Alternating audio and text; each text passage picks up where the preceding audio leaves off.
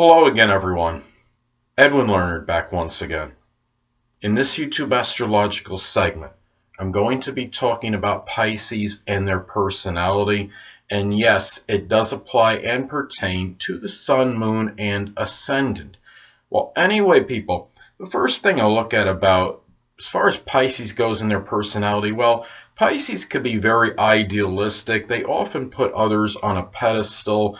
They're the ones who generally will overlook transgressions of others and try to see the best in others.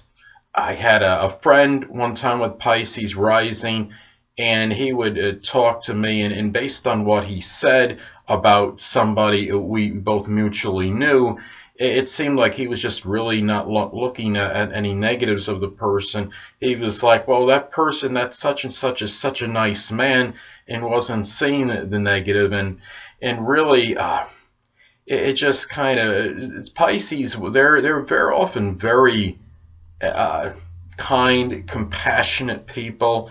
And the thing about Pisces, though, is they often put others on a pedestal, and I think what happens is if somebody doesn't live up to those expectations of Pisces, they could be very devastating. And Pisces, their emotions can be all-encompassing and all-embracing, and when something hits them and they become upset, I mean, it really can hit home big time. I think Pisces and Cancer are unequivocally, in my opinion, the two most sensitive signs of the zodiac. Pisces will take a breakup or some relationship ending or a relationship eradicating. They will take that a lot harder than just about any other zodiac sign. Now, Pisces is often very passive, docile, and gentle. They're really ones that are averse to physical confrontation. They often will stick up, though, for their friends and loved ones, often in a subtle manner. They're not ones to generally engage in fisticuffs, but keep in mind any sign can be capable of this, and if Pisces is completely enraged, I mean, Pisces can be very emotional. If you hit that one spot where, you could, I think Pisces at that point in time could become volatile and could engage in a confrontation if you make them to get them to a point where they're on emotional overload, so to speak. That's when something like that could happen. Now, there's also, sadly with Pisces, out of all the signs, I believe this one has the strongest inclination and propensity towards drugs and alcohol because of the rulership of Neptune over Pisces. And it's important, if you have a friend or acquaintance or loved one that has a Sun, Moon, or Ascendant in Pisces, that to be careful of their contemporaries and who they're associated with, because Pisces could be very impressionable, and they could be very influenced by extraneous surroundings and conditions. They're ones that often they may follow in someone's footsteps, and it's not always good. They're not ones like Aries say. Aries is more about leadership, and Pisces is sadly can be a little bit more of a follower. They're not ones to really often about taking the initiative in something, and sometimes they have a hard time in saying no to someone, and that could include negative things. It could include recreational drugs. It could be excessive alcohol use. So also Pisces too, there's often a strong inclination toward the metaphysical and spirituality. People often you could find very good astrologers that have a Pisces Sun, Moon, or Ascendant, and they seem to have a natural affinity for astrology, and there may be also a strong interest in the paranormal for Pisces as well. Pisces often has a strong interest in things that the things that we can't see, that are beyond what our physical realm is, what in our mundane world, what we could see in front of us. The Pisces likes to often has a strong belief, on average stronger than the other signs on average, I believe, in things that are unseen.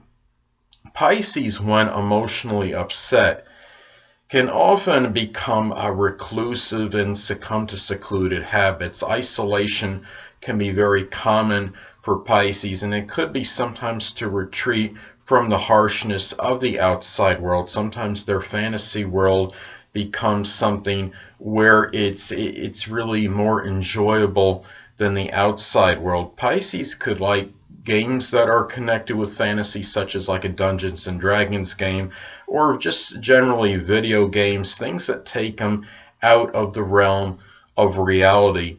And the thing about Pisces too is being a feminine sign. Of course, Pisces could be very introverted, and they often can be shy. I think on average, when I look at the elements, the water signs are the ones that are the shyest. I believe on average, I think Pisces and Cancer especially are very shy. Scorpio has not just Pluto, but has Mars rulership. So I think out of the three, Mars is about action and initiative, and I think Scorpio can be a little bit more, just slightly more outgoing than Pisces and Cancer on average. Maybe not a lot more, but a little bit more. And the thing about Pisces too is that sometimes Pisces can often be rather ambiguous, rather confused, and I think a lot of it is associated with the fact that the theory behind Pisces, and I do agree with this, that Pisces is actually like an amalgamation of the other 11 zodiac signs. Now, on the positive side, this can make Pisces very multifaceted and very versatile, but on the other end, it could confuse others because a lot of times people will not know what they're going to get next with a Pisces personality. They also could be very flighty, moody, temperamental, and changeable. It is a mutable sign. Now, Pisces is often very malleable and has an ability to adapt to their environment. What's interesting about Pisces is that on one hand, they could be very sensitive to their environment given the fact that it is a water sign. On the other side of the coin, they can be very adaptable to their environment conditions. And they often have the ability to make the most out of the most adverse circumstances. Now, another thing about this sign is they often have a very strong and vivid imagination.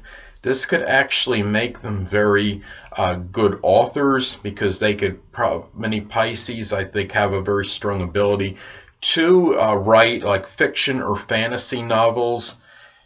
This is also a sign when I look at Pisces, is that they have such strong intuition.